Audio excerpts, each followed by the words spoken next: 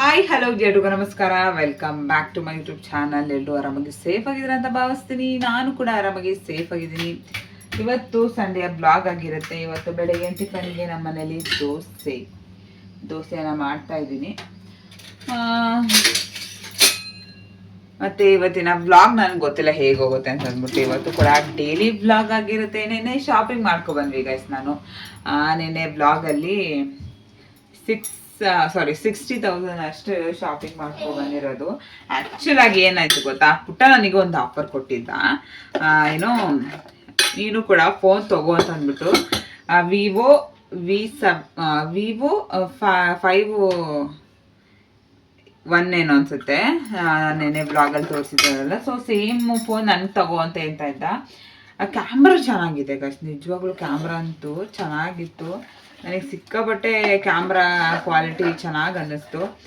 ಆದರೆ ಏನಪ್ಪ ಅಂದರೆ ನನಗೆ 1 TB ಬೇಕಾಗಿತ್ತು. ಸ್ಟೋರೇಜಲ್ಲಿ 256 ಇತ್ತು. ನನಗೆ ಬೇಡ ಅಂತ ಅಂದೆ. ಹಂಗೂ ಅದನ್ನೇ ತೊಗೊಳಂಗಿದ್ರೆ ತೊಗೊಂಬಿಡು ಅಂತ ಇದ್ದ. ತಗೊಂಡಿಲ್ಲ ಗೈಸ್, ನಿಜ. ನೆನೆ ತಗೊಂಡಿದ್ರೆ ಇಂಡಿಪೆಂಡೆನ್ಸ್ ಡೇಗೆ ಒಳ್ಳೆ ಆಫರ್ ಇತ್ತು. ನಾವು ಇದನ್ನು ತೊಗೊಂಡ್ವಲ್ಲ, ಏನು ಮಿಕ್ಸರ್ ತೊಗೊಂಡ್ವಲ್ಲ. ಸೊ ಅದಕ್ಕೆ ಒಂದು ಕೆಟಲ್ ಫ್ರೀ ಬಂತು, 1000 ರೂಪೀಸ್ದೇನೋ. ಬಟ್ ನಾರ್ಮಲ್ ಡೇಸ್ಗೆ ಅಷ್ಟು ಏನು ಆಫರ್ ಇರಲ್ಲ, ನಾರ್ಮಲ್ ಪ್ರೈಸೇ ಇರುತ್ತೆ. ನಾನು ಬಜಾಜ್ ಕಂಪ್ನಿದು ತೊಗೊಂಡಿದ್ದು. ಚೆನ್ನಾಗಿದೆ.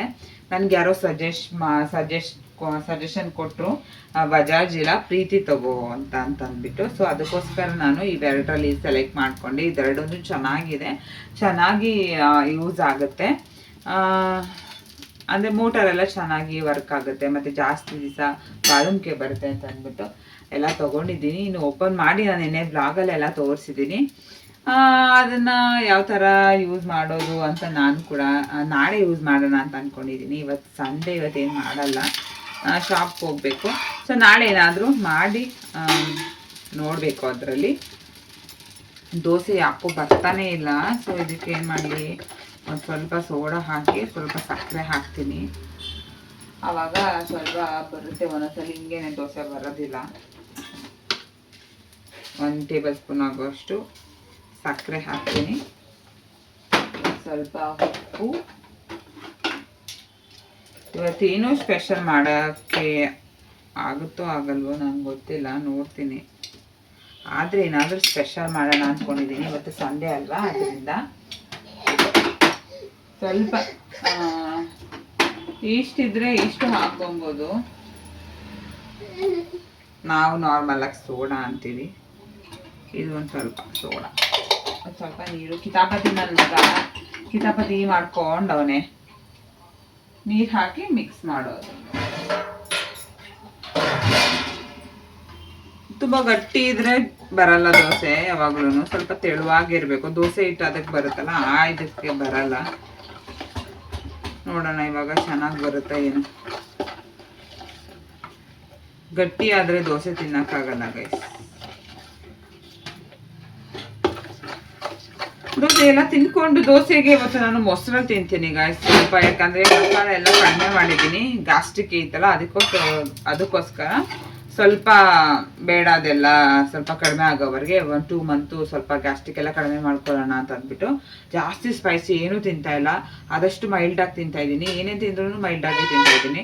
ಅದರಿಂದ ಆಮೇಲೆ ಸುಮ್ಮನೆ ಹಾಕ್ಬೇಕು, ಸುಮ್ಮನೆ ಈ ಹೆಲ್ತ್ ಇಶ್ಯೂ ಅಂತಂದರೆ ಸುಮ್ಮನೆ ತಲೆನೋವು ಅದೊಂದು, ಸುಮ್ಮನೆ ಆಮೇಲೆ ಏನೂ ತಿನ್ನೋಕ್ಕಾಗಲ್ಲ.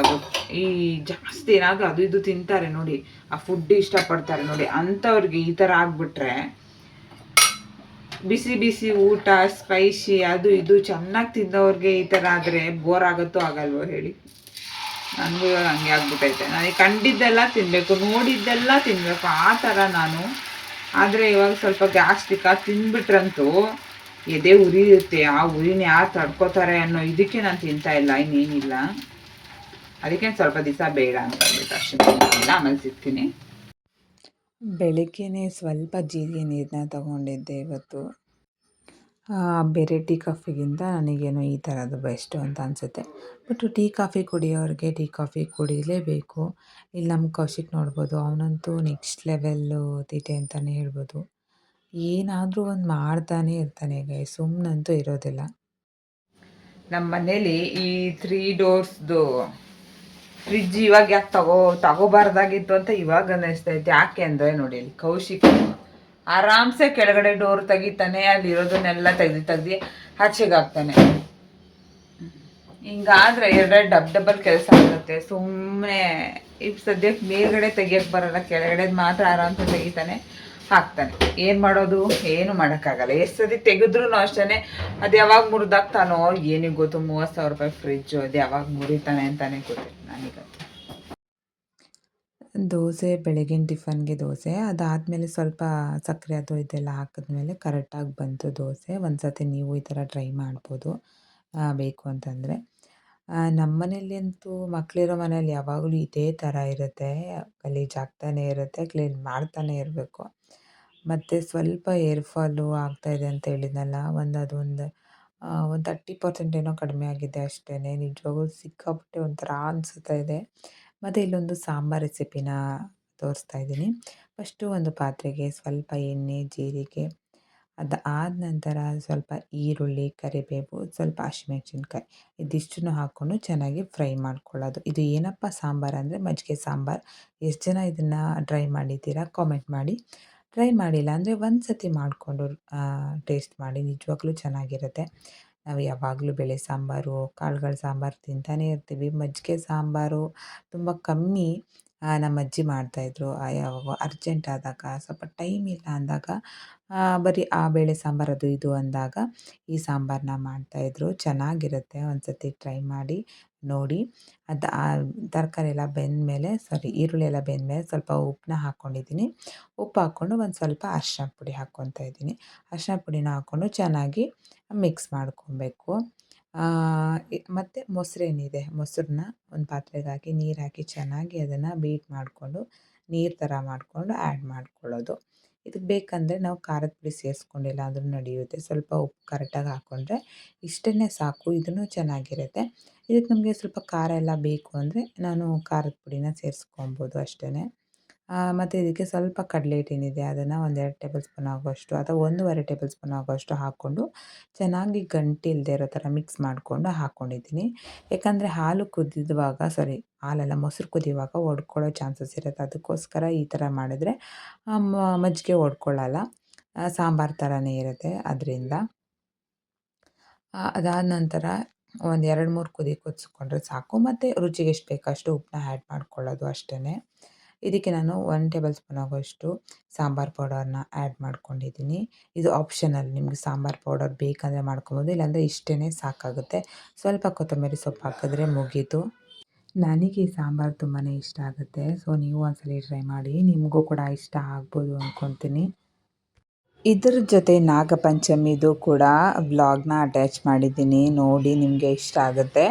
ಸೊ ಎಷ್ಟು ಜನ ನಾಗರ ಪಂಚಮಿ ಮಾಡ್ತೀರಾ ಕಾಮೆಂಟ್ ಮಾಡಿ. ನಮ್ಮ ಕಡೆ ಪಂಚಮಿ ಅಂತ ಮಾಡ್ತಾರೆ, ಪಂಚಮಿ ಷಷ್ಠಿ ಅಂತ ಬರುತ್ತಲ್ಲ ಅದನ್ನು ಮಾಡ್ತಾರೆ. ಬಟ್ ನಾನು ಅಂದ್ಕೊಂಡೆ ಮೇ ಬಿ ಇದೇನೆ ಅಂತ ಅಂದ್ಕೊಂಡು, ಸೊ ಸೋಮವಾರ ಮಾಡೋಕ್ಕೆ ನಾನು ರೆಡಿನ ಮಾಡ್ಕೊಂಡಿದ್ದೆ. ಸ್ವಲ್ಪ ಆಚೆ ಕಡೆ ಹೂವು ಹಣ್ಣು ಎಲ್ಲ ಬೇಕಿತ್ತು. ಸೊ ಅದಕ್ಕೋಸ್ಕರ ಸ್ವಲ್ಪ ಆಚೆ ಹೋಗಿ ಸ್ವಲ್ಪ ಅದು ಇದು ಏನಾದರೂ ತೊಗೊಂಡು ವಾಪಸ್ಸು ಮನೆಗೆ ಬಂದೆ.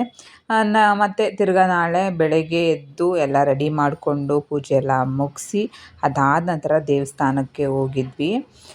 ನಾಗರ ಪಂಚಮಿನ ನಮ್ಮೂರಲ್ಲಿ ನಾವು ಪಂಚಮಿನ ಮಾಡ್ತಾಯಿದ್ದೆ. ನಾನು ವರ್ಷ ನಾವು ಮಿಸ್ ಮಾಡ್ತಾನೇ ಇರಲಿಲ್ಲ, ರೆಗ್ಯುಲರಾಗಿ ಮಾಡ್ಕೊಂಡು ಬರ್ತಾಯಿದ್ದೆ. ಸೊ ನನಗೆ ಅದು ಅಭ್ಯಾಸ ಆಗಿಬಿಟ್ಟಿದೆ. ನನಗೆ ಅದರ ನಾಗಪಂಚಮಿ ಈ ಒಂದು ಪರ್ಟಿಕ್ಯುಲರ್ ಹಬ್ಬದಲ್ಲಿ ಮಾತ್ರ ನನಗೆ ಮಾಡಿಲ್ಲ ಅಂದರೆ ನನಗೆ ಅದು ಸ್ವಲ್ಪ, ಈಗ ಪಂಚಮಿ ಬರೋದು ಹತ್ತತ್ರ ಬಂತು ಅಂದಾಗ ನನಗೆ ಕನಸಲ್ಲಿ ಹಾವು ಬರೋ ಥರ ಫೀಲ್ ಆಗುತ್ತೆ. ಸೊ ಆವಾಗ ನನಗೆ ಗೊತ್ತಾಗುತ್ತೆ, ನಾನು ಪೂಜೆ ಮಾಡಬೇಕು ಅಂತ ಅಂದ್ಬಿಟ್ಟು ನನಗೆ ಮುನ್ಸೂಚನೆಯನ್ನು ಕೊಡುತ್ತೆ. ಸೊ ಸುಬ್ರಹ್ಮಣ್ಯ ದೇವಸ್ಥಾನಕ್ಕೆ ನಾವು ಪ್ರತಿ ವರ್ಷವೂ ಇದೇ ದೇವಸ್ಥಾನಕ್ಕೆ ಬರೋದು. ಇಲ್ಲಿ ಚೆನ್ನಾಗಿ ಈ ಸತಿ ಡೆಕೋರೇಷನ್ ಮಾಡಿದರು, ದೇವ್ರಿಗಂತೂ ಸಖತ್ತಾಗಿ ಅಲಂಕಾರ ಮಾಡಿದರು. ನೋಡಿಕೊಂಡು ಪೂಜೆ ಎಲ್ಲ ಮಾಡಿಕೊಂಡು ಹಾಲೆಲ್ಲ ತೊಗೊಂಡೋಗಿದ್ವಿ. ಹಾಲೆಲ್ಲ ನಾಗಪ್ಪನಿಗೆ ಎರೆದ್ಬಿಟ್ಟು ಅದಾದ ನಂತರ ಮನೆಗೆ ಬಂದ್ವಿ. ಅಲ್ಲೇ ಪ್ರಸಾದನ ಕೊಟ್ಟಿದ್ದರು. ಇನ್ನೊಂದೇನಪ್ಪ ಅಂದರೆ ಊರ ಕಡೆ ಅಂತಂದರೆ ಮನೇಲೇ ಎಲ್ಲ ಪ್ರಿಪೇರ್ ಮಾಡ್ಕೊಂಡು ಹೋಗ್ತೀವ. ಹಾಲು, ಮೊಸರು, ಬೆಣ್ಣೆ ಮತ್ತು ನಮ್ಮ ಕಡೆ ವಡೆ ಮಾಡ್ತಾರೆ, ಸಪ್ಪೆ ವಡೆ ಅಂತ ಮಾಡ್ತಾರೆ. ಅದನ್ನೆಲ್ಲ ಮಾಡಿಕೊಂಡು ಮತ್ತು ಉಪ್ಪಿಟ್ಟು ಮಾಡ್ತಾರೆ ಬೆಳಗ್ಗೆ ಟಿಫನ್ಗೆ, ಬೇರೆ ಇನ್ನೇನು ಮಾಡಲ್ಲ. ಹೋಗಿ ಎಲ್ಲ ಪೂಜೆ ಮಾಡಿಕೊಂಡು ಹುತ್ತದ ಹತ್ರ ಹೋಗ್ಬಿಟ್ಟು ಪೂಜೆನ ಮಾಡಿಕೊಂಡು ಅದಾದ ನಂತರ ಮನೆಗೆ ಬಂದು ತಿಂಡಿನ ತಿನ್ನೋದು. ಆಮೇಲೆ ಇನ್ನೊಂದೇನಪ್ಪ ಅಂದರೆ, ಈ ಹಬ್ಬಕ್ಕೆ ಸ್ನಾನ ಆದ ನಂತರ ಇನ್ನೊಂದು ಸಲ ತಣ್ಣೀರನ್ನ ಒಂದು ಮಗ್ಗಷ್ಟು ತಣ್ಣೀರನ್ನ ಉಯ್ಕೊತಾರೆ. ಅದು ಏನಕ್ಕೆ ಉಯ್ಕೋತಾರೆ ಅಂತ ಗೊತ್ತಿಲ್ಲ, ಬಟ್ ನಮ್ಮ ಅಜ್ಜಿ ಇದ್ದಾಗ ಪ್ರತಿ ಹಬ್ಬಕ್ಕೂ ಎಲ್ಲ ಸ್ನಾನ ಆದಮೇಲೆ ತಣ್ಣೀರನ್ನ ಉಯ್ತಾಯಿದ್ರು. ಬಟ್ ಇಲ್ಲಿ ನಾವು ತಣ್ಣೀರೆಲ್ಲ ಉಯ್ಕೊಳ್ಳಲ್ಲ. ಆದ್ರೂ ಯಾವತ್ತಿದ್ರೂ ಹಬ್ಬ ನಾವು ಊರಲ್ಲಿ ಸೆಲೆಬ್ರೇಟ್ ಮಾಡ್ತಿದ್ವಲ್ಲ, ಅದೇ ಫೀಲ್ ಒಂಥರ ಚೆನ್ನಾಗಿ ಅನಿಸುತ್ತೆ. ಬೆಂಗಳೂರಲ್ಲಿ ಪ್ರತಿ ಹಬ್ಬನೂ ಮಾಡ್ತಾರೆ, ತುಂಬ ಚೆನ್ನಾಗಿ ಮಾಡ್ತಾರೆ. ಆದರೆ ನಾವು ನಮ್ಮೂರಲ್ಲಿ ಮಾಡೋ ಥರ ಫೀಲ್ ಬರಲ್ಲ. ಅದು ಏನು ಮಾಡೋಕ್ಕಾಗಲ್ಲ. ನಾವು ಎಲ್ಲಿರ್ತೀವಿ ಅಲ್ಲಿ ತಕ್ಕಂತೆ ನಾವು ಇರಬೇಕಾಗತ್ತೆ. ಇವಾಗ ಹಳ್ಳಿ ಕಡೆ ಇದ್ದರೆ ಒಂಥರ ಚೆಂದ ಅನಿಸುತ್ತೆ. ನಿಮಗೆ ಹಳ್ಳಿ ಇಷ್ಟ ಆಗುತ್ತಾ, ಸಿಟಿ ಇಷ್ಟ ಆಗುತ್ತಾ, ಕಾಮೆಂಟ್ ಮಾಡಿ. ನನಗೆ ಹಬ್ಬಗಳು ಬಂತು ಅಂದರೆ ನನಗೆ ಹಳ್ಳಿನೇ ಇಷ್ಟ ಆಗುತ್ತೆ. ಎಲ್ಲ ಜೊತೆಗೂ ಮಾತಾಡಿಕೊಂಡು ಹಬ್ಬಗಳು ಸೆಲೆಬ್ರೇಟ್ ಮಾಡೋದು, ಸಂಜೆ ಟೈಮ್ ದೇವರ ಮೆರವಣಿಗೆ ಬರೋದು, ಮತ್ತು ಈ ಥರ ತನಿ ಎರಿಬೇಕಾದ್ರೆ ನಾವು ತನಿ ಎರಿಯೋದು ಅಂತ ಅಂತೀವಿ. ನಿಮ್ಮ ಕಡೆ ಏನಂತೀರಾ ಕಾಮೆಂಟ್ ಮಾಡಿ. ಹೋಗಿ ಹುತ್ತಕ್ಕೆಲ್ಲ ತನಿ ಎರ್ಕೊಂಡು ಬರೋದು, ಇದೆಲ್ಲ ಒಂಥರ ನನಗೆ ನಮ್ಮ ಅಜ್ಜಿ ಇದ್ರಲ್ಲ ಆವಾಗ ಹಬ್ಬ ಚೆನ್ನಾಗಿತ್ತು. ಇವಾಗ ಇಲ್ಲಿ ಮಾಡ್ತೀನಿ, ನಾನು ಎಲ್ಲ ಹಬ್ಬನೂ ಮಾಡ್ತೀನಿ, ಬಟ್ ಆವಾಗ ಆ ಫೀಲು ಇವಾಗ ಅಷ್ಟೊಂದು ಇದಾಗಲ್ಲ. ಸೊ ಹಾಲು ನಾನು ಏನು ಮಾಡ್ತೀನಿ, ಮನೆಯಿಂದ ನಾನೇನು ಪ್ರಿಪೇರ್ ಮಾಡ್ಕೊಂಡು ಹೋಗಲ್ಲ. ಜಸ್ಟ್ ಪೂಜೆ ಸಾಮಾನೆಲ್ಲ ತೊಗೊಂಡೋಗಿ, ಹಾಲೆಲ್ಲ ತೊಗೊಂಡೋಗಿ ನಾಗಪ್ಪನಿಗೆ ಹಾಲು ಎರೆದ್ಬಿಟ್ಟು ಪೂಜೆ ಮಾಡಿಸ್ಕೊಂಡು ಬರ್ತೀವಿ. ಸಿಂಪಲ್ಲಾಗಿ ಬೇರೆ ಇನ್ನೇನು ಮಾಡಲ್ಲ ನಾನು. ಯಾಕಂದರೆ ನಮ್ಮ ಪುಟ್ಟ ಅಲ್ವಾ, ಅವ್ರ ಮನೆ ಕಡೆ ನಾಗರ ಪಂಚಮಿ ಎಲ್ಲ ಮಾಡಲ್ಲ. ಅವರು ಗೌರಿ ಹಬ್ಬಕ್ಕೆ ನಾಗಪ್ಪನಿಗೆ ತನಿನ ಎರಿಯೋದು. ನಾನು ಆವಾಗ ನನಗೆ ಮಾಡಿ ಅಭ್ಯಾಸ, ನಾನು ಒಂದು ಸತಿ ಮಾಡಿಲ್ಲ, ಬಟ್ ಇದನ್ನೇ ನಾನು ಮಾಡ್ಕೊಂಡು ಬರ್ತೀನಲ್ಲ, ಸೊ ಇದನ್ನೇ ಕಂಟಿನ್ಯೂ ಮಾಡ್ಕೊತಾ ಇದ್ದೀನಿ. ಆವಾಗ ಮಾಡಿದ್ರೂ ನಾಗಪ್ಪನಿಗೆ ದೇವರು, ಇವಾಗ ಮಾಡಿದ್ರೂ ಸೇಮ್ ದೇವರು. ಸೊ ಅದಕ್ಕೋಸ್ಕರ ಪ್ರಸಾದ ಕೊಟ್ಟಿದ್ದರು, ಪೊಂಗಲ್ ಕೊಟ್ಟಿದ್ದರು. ನಾವು ಹೋಗಿ ಪೂಜೆ ಎಲ್ಲ ಮಾಡಿಸ್ಕೊಂಡಿರೋ ಅಷ್ಟರಲ್ಲಿ ಪ್ರಸಾದನೂ ಕೂಡ ರೆಡಿಯಾಗಿತ್ತು. ಇವತ್ತು ಒಂದು ಮಶ್ರೂಮ್ ಕರಿನ ಮಾಡ್ತಾ ಇದ್ದೀನಿ. ಫಸ್ಟ್ ಟೈಮು ಸ್ವಲ್ಪ ಡಿಫ್ರೆಂಟಾಗಿ ಸ್ವಲ್ಪ ಚೆನ್ನಾಗಿ ಮಾಡೋಣ ಅಂತ ಅಂದ್ಬಿಟ್ಟು, ಸ್ವಲ್ಪ ಟೇಸ್ಟ್ ಸ್ವಲ್ಪ ಬೇರೆ ಥರ ಇರಲಿ ಅಂತ ಅಂದ್ಬಿಟ್ಟು ಪ್ರಿಪೇರ್ ಮಾಡ್ತಾ ಇದ್ದೀನಿ. ನಿಮಗೂ ಕೂಡ ತೋರಿಸ್ತೀನಿ. ಫಸ್ಟು ನಾವು ಸ್ವಲ್ಪ ಮಸಾಲಾನ ರುಬ್ಕೋಬೇಕು. ಫಸ್ಟ್ ಅದನ್ನ ರುಬ್ಬಿಟ್ಟು ಮಶ್ರೂಮ್ನ ಮ್ಯಾರಿನೇಟ್ ಮಾಡಿಟ್ಬಿಟ್ಟು ಆಮೇಲೆ ನಾವು ನೆಕ್ಸ್ಟ್ ಕೆಲಸನ ಮಾಡ್ಕೊಳ್ಳೋಣ. ಇವತ್ತು ನಾನು ಹೊಸ ಮಿಕ್ಸಿ ಯೂಸ್ ಮಾಡ್ತಾ ಇದ್ದೀನಿ ಗಾಯ್ಸ್. ಇವಾಗ ಫಸ್ಟು ರುಬ್ಕೊಳ್ಳೋಣ ಬನ್ನಿ. ಫಸ್ಟು ಇವಾಗ ನಾನು ಮಿಕ್ಸಿ ಜಾರ್ ತಗೊಂಡಿದ್ದೀನಿ. ಸೊ ಇದಕ್ಕೆ ರುಬ್ಬೋದಕ್ಕೆ ಏನೇನು ಹಾಕ್ತಾ ಇದ್ದೀನಿ ಅಂದರೆ, ಫಸ್ಟು ಕೊತ್ತಂಬರಿ ಸೊಪ್ಪನ್ನ ಹಾಕ್ತಾ ಇದ್ದೀನಿ, ಒಂದು ಮುಷ್ಟಿಯಷ್ಟು. ಮತ್ತೆ ಒಂದು ಸ್ವಲ್ಪ ಪುದೀನ ಹಾಕ್ಕೋತಾ ಇದ್ದೀನಿ. ಅದಾದಮೇಲೆ ಒಂದು 4 ಹಸಿಮೆಣಸಿನ್ಕಾಯಿನ ಹಾಕ್ತಾ ಇದ್ದೀನಿ. ನೋಡ್ಕೊಂಡು ಹಾಕೊಳ್ಳಿ, ನಿಮ್ಮ ಖಾರಕ್ಕೆ ಎಷ್ಟು ಬೇಕು ಅಷ್ಟು. ಒಂದು ಸ್ವಲ್ಪ ಕರಿಬೇವು ಹಾಕ್ತಾ ಇದ್ದೀನಿ. ಮತ್ತು ಒಂದು ಇಂಚಷ್ಟು, ಒಂದು ಕಾಲು ಇಂಚಷ್ಟು ಶುಂಠಿನ ಹಾಕೋತಾ ಇದ್ದೀನಿ. ಶುಂಠಿ ಜಾಸ್ತಿ ಮತ್ತು ಬೆಳ್ಳುಳ್ಳಿ ಶುಂಠಿ ಜಾಸ್ತಿ ಇದ್ದರೆ ಚೆನ್ನಾಗಿರುತ್ತೆ. ಸೊ ಇದಕ್ಕೆ ಸ್ವಲ್ಪ ಬೆಳ್ಳುಳ್ಳಿನ ಹಾಕೋತಾ ಇದ್ದೀನಿ. ಬಿಡಿಸು ಹಾಕ್ಬೋದು, ಹಂಗೇನೂ ಕೂಡ ಹಾಕೊಬೋದು. ಸೊ ನಾನು ಡೈರೆಕ್ಟಾಗಿ ಹಾಗೆ ಹಾಕ್ತಾ ಇದ್ದೀನಿ. ಇವಾಗ ಇದನ್ನ ನೀಟಾಗಿ ರುಬ್ಕೊಂಡ್ಬಿಡೋಣ. ಫಸ್ಟ್ ಡೇ ಮಸಾಲಾನ ರುಬ್ತಾ ಇದ್ದೀನಿ ಹೊಸ ಮಿಕ್ಸಿಯಲ್ಲಿ. ಇವಾಗ ಮೊದಲಿಗೆ ಇದನ್ನು ಮಶ್ರೂಮ್ನ ಚಿಕ್ಕದಾಗಿ ಒಂದು 2 ಸಲ ವಾಶ್ ಮಾಡಿಕೊಂಡು ನೀಟಾಗಿ ಚಿಕ್ಕದಾಗಿ ಕಟ್ ಮಾಡಿಕೊಂಡು, ಸ್ವಲ್ಪ ಪೆಪ್ಪರ್ ಪೌಡರು, ಒಂದು ಟೀ ಸ್ಪೂನ್ ಚಿಕ್ಕ ಟೀ ಸ್ಪೂನಲ್ಲಿ ಸ್ವಲ್ಪ ಧನಿಯಾ ಪೌಡರ್, ಸ್ವಲ್ಪ ಗರಂ ಮಸಾಲ, ಸ್ವಲ್ಪ ಅಚ್ಚ ಖಾರದ ಪುಡಿ, ಇದಿಷ್ಟು. ಅದ್ರ ಜೊತೆಗೆ ಒಂಚೂರು ಅರಿಶಿನ, ಸ್ವಲ್ಪ ಉಪ್ಪು ಎಷ್ಟು ಬೇಕಷ್ಟು ನೋಡಿಕೊಂಡು, ಮತ್ತು ನಾವು ಆವಾಗಲೇ ರುಬ್ಕೊಂಡಿದ್ವಲ್ಲ ಅದನ್ನು ಹಾಕಿ ಚೆನ್ನಾಗಿ ಮಿಕ್ಸ್ ಮಾಡ್ಕೊಬೇಕು. ಸ್ವಲ್ಪ ಮೊಸರು ಹಾಕ್ಬಿಟ್ಟು ಒಂದು 2 ಟೇಬಲ್ ಸ್ಪೂನ್ ಆಗುವಷ್ಟು ಮೊಸರು ಹಾಕ್ಕೊಂಡು ಚೆನ್ನಾಗಿ ನೀಟಾಗಿ ಕೈಯಲ್ಲೇ ಮಿಕ್ಸ್ ಮಾಡಬೇಕು. ನಾವು ಸ್ಪೂನಲ್ಲಿ ಮಿಕ್ಸ್ ಮಾಡಿದ್ರೆ ಒಂಥರ ಟೇಸ್ಟ್ ಬರುತ್ತೆ, ಆದರೆ ಕೈಯಲ್ಲಿ ಮಿಕ್ಸ್ ಮಾಡಿದ್ರೇ ಒಂಥರ ಟೇಸ್ಟ್ ಬರುತ್ತೆ. ಬೇಕಂದರೆ ಒಂದು ಸತಿ ಅಬ್ಸರ್ವ್ ಮಾಡಿ. ಇದಕ್ಕೆ ಒಂದು ಸ್ವಲ್ಪ ನಾನು ಕರಿಬೇವನ್ನ ಹಾಕ್ಕೊಂಡಿದ್ದೀನಿ, ಬೇಕಂದರೆ ಇನ್ನೂ ಒಂದು ಸ್ವಲ್ಪ ಹಾಕ್ಕೊಬೋದು. ಇನ್ನೊಂದೇನಪ್ಪ ಅಂದರೆ ಸ್ವಲ್ಪ ಮಸಾಲಾನ ನೀವು ನೋಡ್ಕೊಂಡು ಹಾಕ್ಕೊಳ್ಳಿ. ಇವಾಗ ನಾನು ಹಾಕಿರೋ ಥರನೇ ನೀವು ಹಾಕಿದ್ರೆ ಸಪೋಸ್ ನಿಮಗೆ ಇದು ಖಾರ ಕಮ್ಮಿನೂ ಅನಿಸ್ಬೋದು, ಕೆಲವೊಬ್ಬರಿಗೆ ಇದು ಖಾರ ಜಾಸ್ತಿನೂ ಅನ್ನಿಸ್ಬೋದು. ನೀವು ಎಷ್ಟು ಖಾರ ತಿಂತೀರಾ ಅದ್ರ ತಕ್ಕಂತೆ ನೋಡ್ಕೊಂಡು ಮಾಡ್ಕೊಳ್ಳಿ. ಇವಾಗ ನಾನು 1 ಏನು ಕಾಲು ಟೀ ಸ್ಪೂನ್ ಅಂತ, ಕೆಲವೊಬ್ಬರು ಅದಕ್ಕಿಂತ ಕಮ್ಮಿ ಖಾರ ತಿನ್ನೋರು ಉಂಟು. ಸೊ ನಾವು ಯಾವಾಗಲೂ ವಿಡಿಯೋ ನೋಡ್ಬಿಟ್ಟು ಅದು ಎಷ್ಟು ಹಾಕಿರ್ತಾರೆ ಅಷ್ಟನ್ನೇ ಹಾಕಕ್ಕೆ ಹೋಗಬಾರ್ದು. ಕೆಲವೊಂದು ಐಟಮ್ಗಳಲ್ಲಿ ಖಾರಕ್ಕೆ ತಕ್ಕಂತೆ ನಾವು ಒಂಚೂರು ಬೇಕಂದರೆ ಆಮೇಲೆ ಹಾಕ್ಕೊಬೋದಲ್ವ. ಸೊ ಅದರಿಂದ ಖಾರ ಆದರೆ ತಿನ್ನೋಕ್ಕಾಗಲ್ಲ. ಇವಾಗ ಮತ್ತೆ ಒಂದು ಪಾತ್ರೆನ ಇಟ್ಕೊಂಡು ಸ್ವಲ್ಪ ಬಟರು, ಸ್ವಲ್ಪ ಎಣ್ಣೆ, ಪುದೀನ ಸೊಪ್ಪು, ಕರಿಬೇವಿನ ಸೊಪ್ಪು, 1-2 ಹಸಿಮೆಣ್ಸಿನ್ಕಾಯಿ ಇದಿಷ್ಟನ್ನು ಹಾಕಿ ಅದ್ರ ಜೊತೆಗೆ ಕಸ್ತೂರಿ ಮೆಥಿನ ಹಾಕ್ಕೊಂಡಿದ್ದೀನಿ.